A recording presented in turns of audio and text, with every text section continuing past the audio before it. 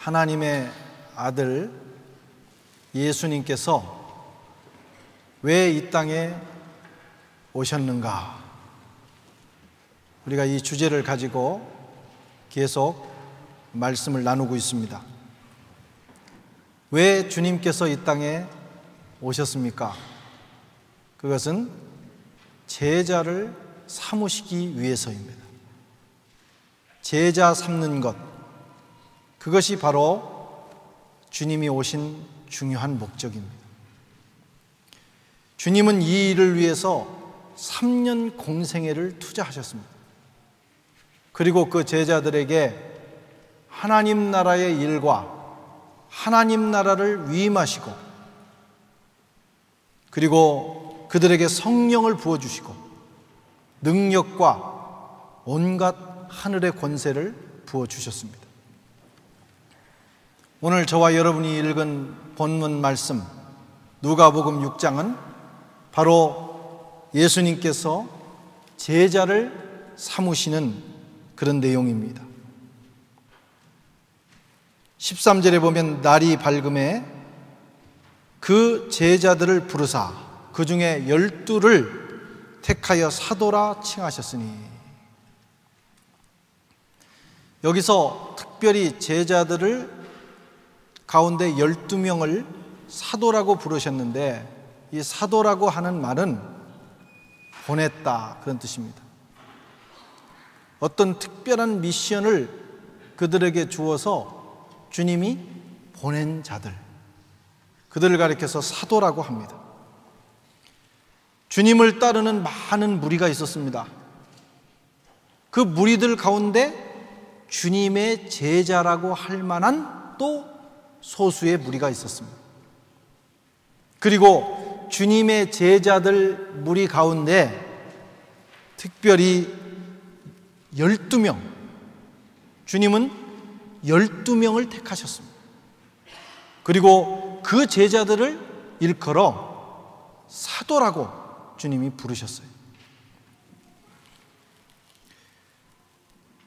이 12명의 제자를 사도로 삼으시는 이 일이 얼마나 주님께는 중요하셨던지, 주님은 그 바쁘고 피곤한 일정 가운데서도 그날 밤은 나를 꼬박 새시면서 하나님 아버지께 기도를 하셨습니다. 12절에 보면 이때 예수께서 기도하시러 산으로 가서 밤이 맞도록 기도하시니, 주님은 이렇게 선택하신 제자들을 훈련시킨 후에 지상명령, 지극히 높은, 가장 높은 명령을 그들에게 주셔서 파송하셨습니다. 땅끝까지 이르러 복음을 전하고 내 제자를 만들어내라, 하나님 나라를 확장해라 하는 그 사명을 주셔서 파송하셨어요. 그 12명의 제자가 주님이 주신 명령을 받고 세상에 나갔을 때 세상은 이제 생명을 얻고 변화를 경험하기 시작한 것입니다. 목회가 무엇인가? 저는 사역자로서 종종 생각을 합니다. 목회가 무엇인가? 목사로서 교회의 일을 감당하면서 하는 내 사역이 무엇인가? 큰 교회, 소위 말하면 대형 교회를 담임하면서 기왕이면 많은 무리들에게 복음을 전하는, 설교하는 일, 그것도 평생에 해볼 만한 일이기도 합니다. 또 그런 소망이 없는 것은 아니에요. 할 수만 있다면, 그런 기회가 주어진다면 누구나 어떤 사역자든지 그런 목회를 해보고 싶은 마음이 있지요. 저도 개인적으로는 그런 꿈과 비전이 있습니다. 우리 선한교회가 해외 교회라고 하는, 유럽 교회라고 하는 어떤 리미트가 있지만은, 그러나 우리 교회가 더 건강하게 자라서 큰 교회가 되고 정말 이곳이 차고 넘치는 앉을 자리가 없을 만큼 차고 넘치는 그런 교회가 돼서 목회하고 설교해보고 싶은 그런 소망이 저에게도 있습니다. 그러면서도 늘 생각해보는 것은 군중들이 많이 모였다가 또 그 군중이 그냥 군중으로 흩어지는, 교인들이 많이 모였다가 다시 그냥 흩어지는 그런 목회라면 많이 모이는 것이 무슨 의미가 있을까? 과연 그것을 목회라고 할 수 있을까? 하면서 고민하고 또 목회자로서 목회의 그 개념에 대해서 생각을 할 때가 많이 있습니다. 여러분, 그것이 하나님의 일이고 목회라면 사실은 슬픈 일입니다. 목사와 교인이 모여서 설교를 하고 설교를 듣고 예배 드리고 그냥 흩어졌다가 주일이 되기 때문에 다시 모이는 그런 교회라면, 그런 것이 목회라면 참 슬픈 사역이 아닌가, 그런 생각을 합니다. 그래서 저는 지금까지 교회를 개척하고 오면서 공식적으로 교인들의 출석을 공식적으로 헤아린 적은 없어요. 이렇게 대충 보고 오늘 조금 더 왔구나, 누가 오늘 빠진 것 같구나, 어느 정도가 왔겠구나, 이렇게 생각하지만 교회가 공식적으로 매주 여러분들의 숫자를 헤아린 적은 없습니다. 혹시 어떤 분들이 좋은 마음을 가지고 한번 이렇게 개인적으로 하실 수는 있지만은 그걸 공식화한 적은 없다, 이 말씀. 왜냐하면 숫자가 목회를 가름하는 것이 아니기 때문에. 사역과 목회의 가장 중요한 게 뭐냐면 여러분, 변화입니다. 아무리 많이 모였다가 흩어진다 할지라도 이 예배를 통해서, 우리의 사역을 통해서 인생의 변화가 없다면, 여러분의 인생에 진정한 변화를 경험하지 못한다면 그게 무슨 의미가 있겠습니까? 주님 없이 살던 사람이 주님을 구주로 영접하고 주님 있는 삶, 하나님의 자녀로 변화되는 역사가 있어야 여러분, 그것이 진정한 교회고 진정한 사역인 줄로 믿습니다.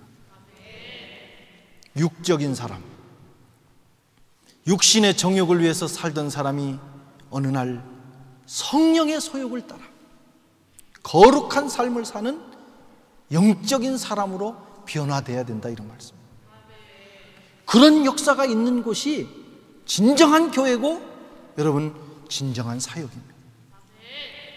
자신만을 위해 살던 사람이 하나님 나라를 위해서 무엇을 먹을까 마실까 입을까 이 일을 고민하며 살던 사람이 어떻게 하면 그의 나라와 그의 의를 이룰까 고민하는 사람으로, 사명의 사람으로 변화될 때 거기에 진정한 교회가 있는 것이죠. 세상의 제자가 주님의 제자로 변화되는 현장, 그것이 하나님의 일입니다. 우리 교회는 지난 8년간 꾸준히 제자 훈련을 해왔습니다. 담임 목사가 10명, 열 몇 명 되는 그 한 팀을 위해서 한 주에 3시간씩 1년 동안 이 제자 훈련에 투자한다고 하는 것은 어떤 면에서 보면 비효율적이고 세상 경제 논리로 보면 경제적이지 않은 겁니다. 그러나 그렇게 해야 되는 이유는 그것이 주님의 방법이기 때문에, 주님이 그걸 원하셨고 주님이 그렇게 해오셨기 때문에 그렇게 하는 것이죠. 이렇게 해서 그 10명, 또 우리 교회 같은 경우는 도중에 들어가는 분들이 참 많습니다. 그래서 몇 년 있을 뿐만 그렇다고 제자 훈련을 시킬 수 없으니까 곧 들어가게 되더라도 일단 합류를 시켜서 시작을 하는데, 그러다 보면 1년이 끝나갈 무렵에는 많은 분들이 귀국을 해서 빠지는 경우가 있어요. 그러나 그 제자 훈련을 통해서 한 사람이라도, 그분들 가운데 한 명이라도 내가 주님을 위해서 살아야 되겠다, 사명을 발견하고 회복하고 하나님 나라의 사람으로 변화가 된다면 그것은 절대로 헛된 일이 아니라요, 그것만큼 소중한 일이 없다라고 하는 것입니다. 왜냐하면 그 한 명의 변화가 주님의 제자로 살아가는 한 사람의 영향력이 어마어마하기 때문이에요. 세상은 다수에 의해서 변하지 않습니다. 역사는 하나님께 부름받은, 하나님께 헌신한 그 한 사람의 영향력에 의해서 방향이 바뀌는 그런 역사입니다. 한 사람을 얻는 게 중요하고 여러분 한 사람이 변화되는 것이 대단히 중요해요. 저는 한국 드라마 가운데 사극을 참 좋아합니다. 목사가 사극을 바쁜데 보느냐 이렇게 속으로 생각하는 분들이 있을지 모르겠지만 하여튼 사실이 그래요. 그리고 너무 좋아하니까 제가 특별한 취미가 있습니까? 그거 늘 기다리고 기대합니다. 다음에는 뭐가 나올까? 하여튼 사극에 대해서 여러분 아시고 싶은 분은 저한테 개인 상담을 하셔도 될 정도로. 그런데 많은 사극들이 있지만 마음에 남는 몇 가지 사극이 있어요. 그 중에 하나가 조선시대 임상옥 거상, 임상옥의 일대기를 그렸던 상도라는 사극이 있어요. 저는 그걸 몇 번 봤습니다. 참 감명 깊게 봤던 그런 사극이에요. 거기에 이런 대사가 나와요. 아주 감동적인 대사였는데, 임상옥이 말하기를 장사가 뭐냐? 장사는 일반적으로 이윤을 남기는 것인데 거상 임상옥은 장사의 개념이 달라요. 그는 이윤이 아니라 사람을 남기는 것이라고 생각했어요. 장사는 이윤을 남기는 것이 아니고 사람을 남기는 것이다. 이게 거상과 잡상의 차이입니다. 거상은 한 개념을 넘어가는 거예요. 그래서 때로는 그 한 사람을 얻기 위해서 자기의 이윤을 다 포기하는 거예요. 하늘은 그런 사람에게 은혜를 주십니다.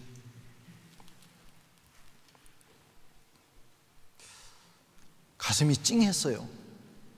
야, 세상에 사업을 하는 사람도 이런 놀라운 개념을 가지고 사업을 하는데 하나님의 일을 하는 우리 목회자가 어떤 생각을 해야 될까? 사람 한 사람 남기는 것,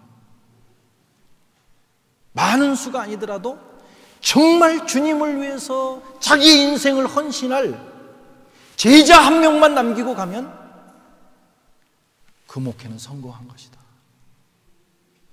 그런 생각을 가슴 깊이 했습니다. 목회는 업적이나 숫자가 아니라는 거예요. 한 사람, 정말 주님의 사람, 예수 닮아가는 사람, 예수님을 위해서 자기의 생명을 바치기로 결단한 사람, 한 사람만 얻는다면 저는 주님 앞에 설 수 있을 것 같아요. 우리 교회는 해외 교회로서 변변한 예배당 하나 없습니다.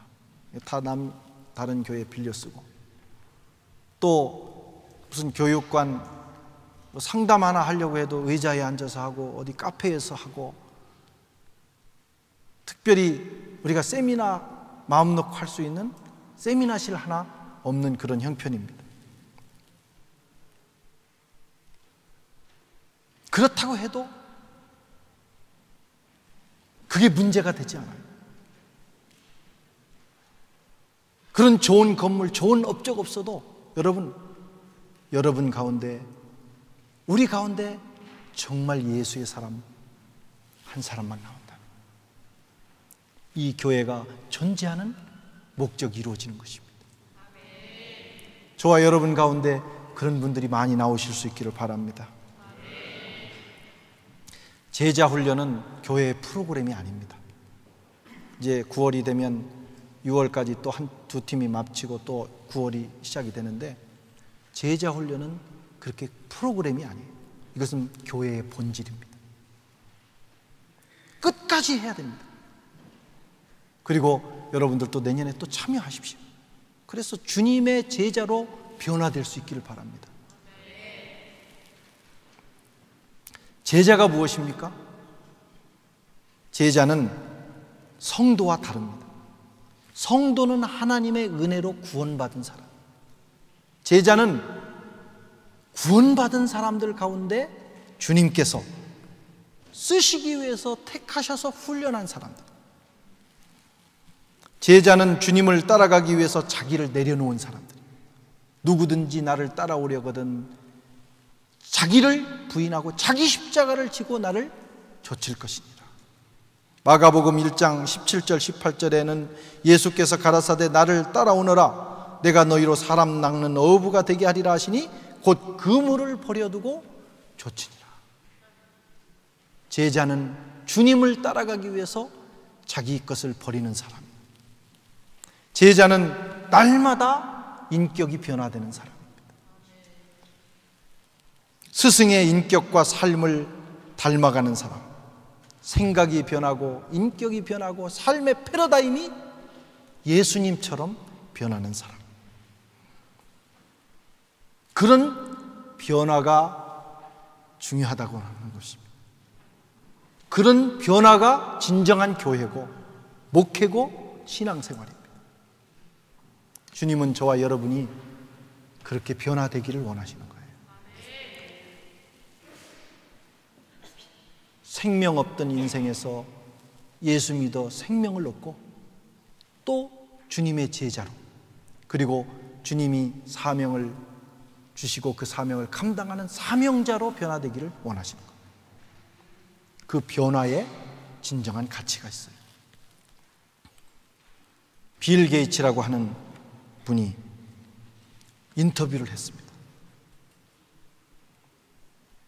회장님은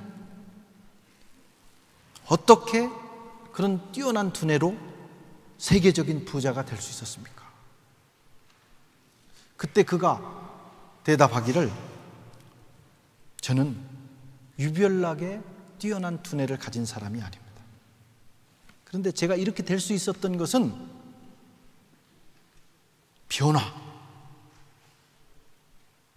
변화를 추구했기 때문입니다. 변화를 생각하고 그 변화를 몸으로 실천했습니다. 우리나라의 삼성을 이끄는 이건희 회장이 그랬다고 그러시잖아요.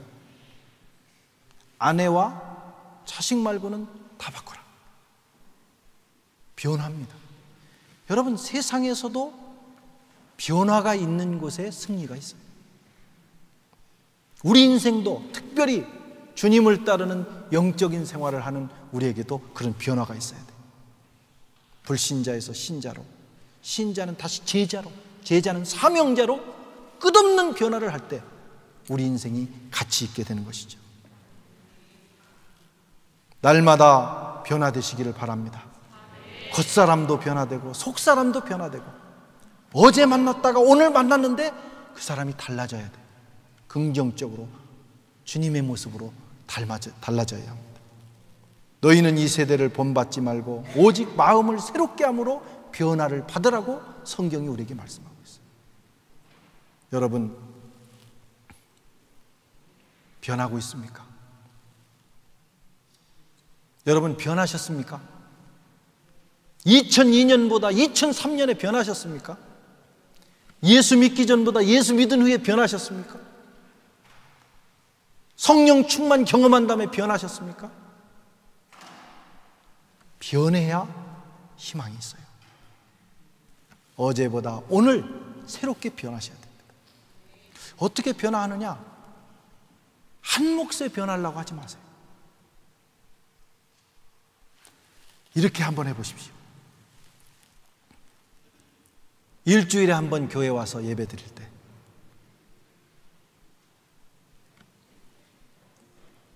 내게 필요한 변화를 한 가지씩만 실천해 봐야 되겠다. 가령 내가 고칠 것 한번 고쳐보라는 거예요. 예배 한 번 드릴 때마다 한 가지씩 고치겠다. 1년 고치면 52가지를 고치고요. 10년 고치면 520가지 고칩니다.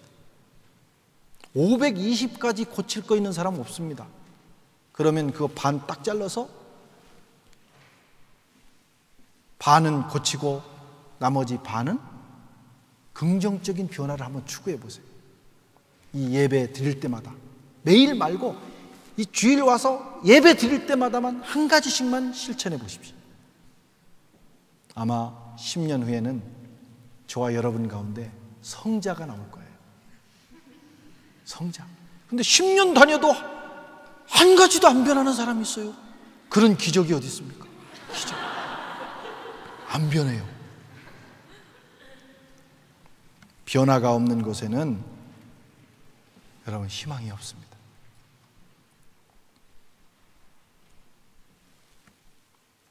제자가 무엇입니까? 인격이 변하고 삶이 변하는 거예요. 또 제자는 스승이 하신 일을 하는 것이 제자입니다. 주님이 이 땅에 오셔서 죽은 자를 살리고 마귀에게 눌린 자를 해방시키고 하나님 나라를 세상에 전파하며 교회를 세워나가셨어요. 우리가 이 일들을 감당해야 됩니다. 저와 여러분이 가는 곳마다 사람이 살아나고 마귀에게 눌린 자가 구원을 받고 하나님 나라가 확장되는 역사가 나타나야 됩니다. 이게 제자예요. 이 일을 부지런히 할 때 우리의 인생이 복된 인생이 되는 것입니다. 그게 제자라 이런 말씀입니다. 제자 훈련했다고 제자가 아니에요. 그 훈련을 실천해야 됩니다. 탈무드에 이런 얘기가 있습니다. 어느 랍비가 아끼는 제자를 식사에 초대했어요. 그리고 식사하기 전에 제자에게 기도문을 한번 외워봐라 이래 했는데 이 아끼는 제자가 기도문을 못 외우는 거예요. 그래서 몇 가지 질문을 했는데 답을 못 하는 거예요. 이 선생님이 화가 났습니다. 그리고 꾸짖었어요. 실망을 했어요. 그런데 며칠 후에 재밌는 소식을 들었습니다. 그날 그렇게 꾸짖음을 받았던 그 제자가 사실은 얼마나 바쁜 사람인지 늘 밖에 나가서 가난한 사람들을 돕고 사람들을 구제하고 스승의 가르침을 실천하느라고 눈코 뜰 새 없이 바쁜 사람이라는 사실을 알게 됐어요. 그러다 보니까 기도문도 잊어버리고 또 지식도 잃어버렸어요. 스승이 그 소식을 듣고 제자들을 모았습니다. 그리고 그가 말하기를 내가 사람을 잘못 판단했다. 사람이 수만 권의 책을 읽고 많은 지식을 가지고 있으면 뭐하냐? 그것을 실천해야지. 내 질문에 대답하지 못했지만 바로 이 제자가 진정한 나의 제자다.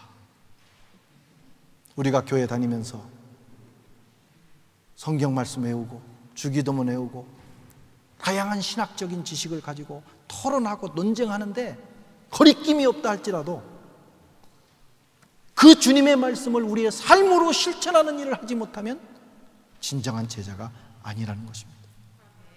우리 한국 교회는 공부 많이 했어요. 한국 교회 교인만큼 성경을 많이 아는 교인도 없을 겁니다. 신학적으로도 굉장한 수준에 올라갔어요. 그런데 우리의 문제가 뭐냐? 하나님의 말씀을 실천하기 위해서 바쁜 인생이 별로 없다는 거예요. 성경 공부하기 위해서는 바쁘지만 여러분, 그것을 실천하기 위해서 자기의 인생을 투자하는 사람은 적다는 것입니다.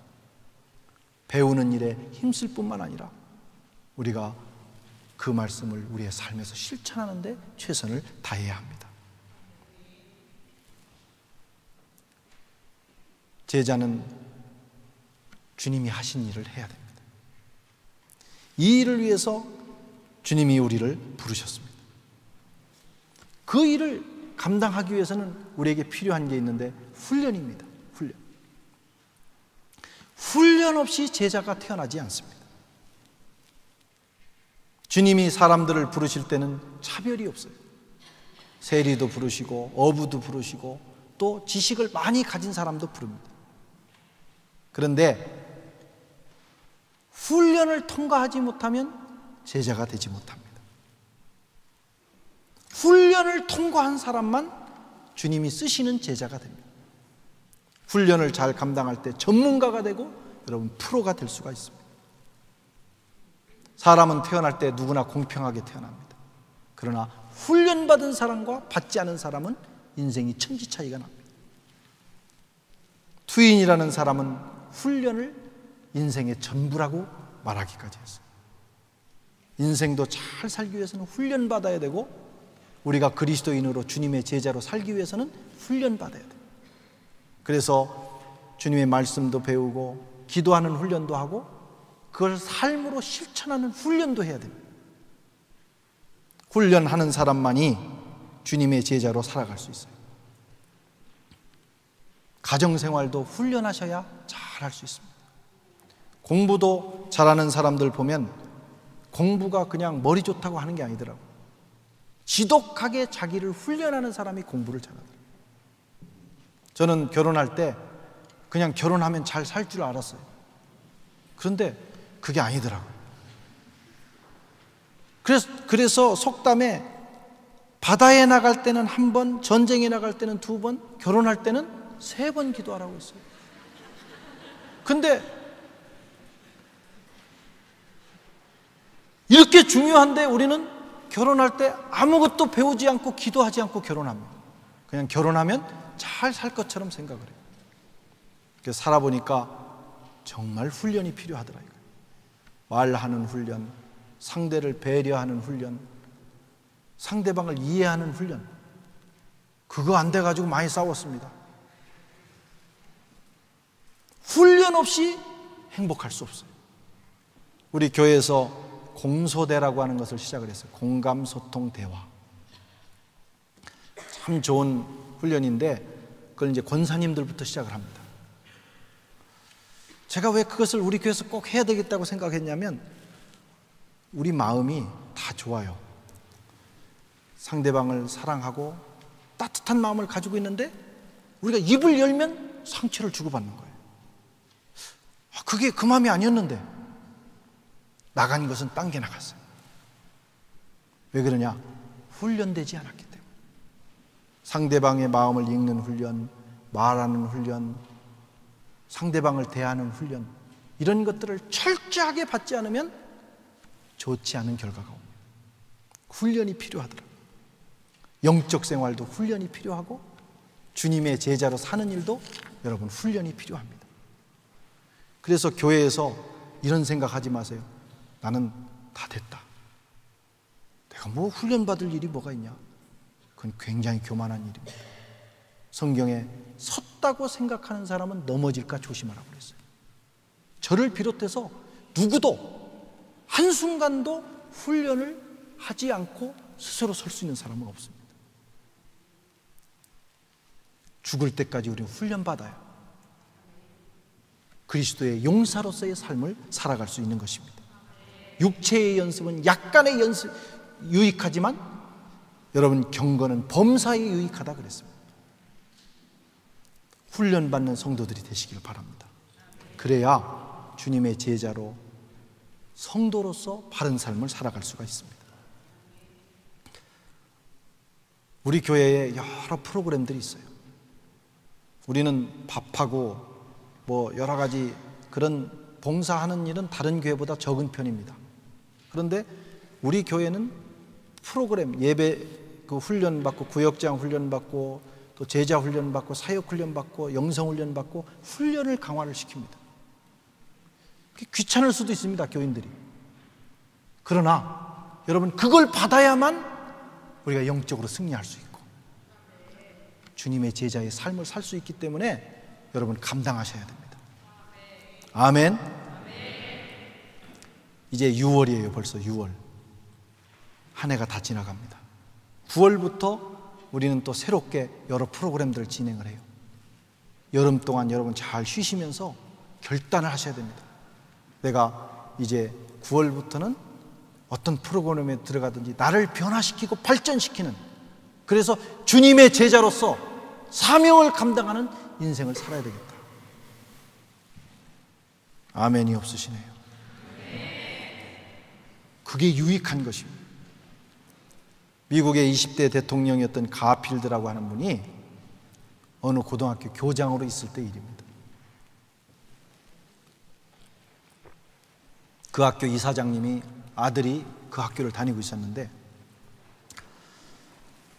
이 가필드 교장 선생님에게 이사장님이 오셨어요. 그래서 하시는 말씀이, 내 아이가 이 학교 다니는데 너무 빡셉니다. 빡세. 수업이 너무 빡세서 애가 힘들어하니까 좀 완화시키시고 아이들한테 노는 시간을 좀 많이 줘서 학교 생활이 즐겁게 해주셨으면 어떻겠습니까? 이렇게 요청을 했어요.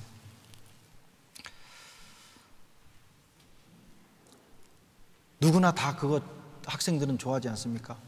부드럽고 빡빡하지 않게 돈 내고 휴강하면 좋아하는 게 우리 학생들 아닙니까? 참 희한한 심리잖아요. 빡세게 훈련받는 건 누구나 싫어요. 등록금 많이 내고도. 저희 아이가 이 초등학교 3학년인데 얘가 금년 학기에 상당히 학교를 갔다 오면 불만을 얘기를 해요. 그 불만이 뭐냐면 프랑스 대통령 올랑드가 문제가 있다는 거예요. 이놈이 뭔 소린가 했더니 학교 수업을 강화시켰다는 거예요. 그래서 쉬어야 되는데 조금 더 해야 되고 바캉스도 조금 이렇게 줄어드는 듯한 뭐 이런 게 있어서 하여튼 뭐 그런지는 모르겠지만 하여튼 자기들끼리 얘네들이 그런 얘기를 하는 것 같아요.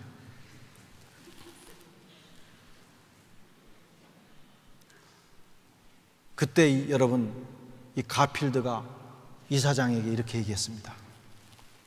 이사장님, 하나님께서 한 그루 쓸만한 느티나무를 키우는데 100년 걸립니다. 그런데 호박은 한 달이면 다 큽니다. 호박만 드시겠어요? 쓸만한 느티나무 만드시겠어요? 신앙생활 여러분 적당히 할 생각하시면 호박 같은 인생 됩니다. 그러나 정말 힘들지만 말씀을 읽고 부지런히 그걸 삶으로 실천하고 변화시켜야 될 것을 끊임없이 변화시키기 위해서 하나님 앞에 엎드리고 훈련받으면 우리 인생이 정말 달라집니다.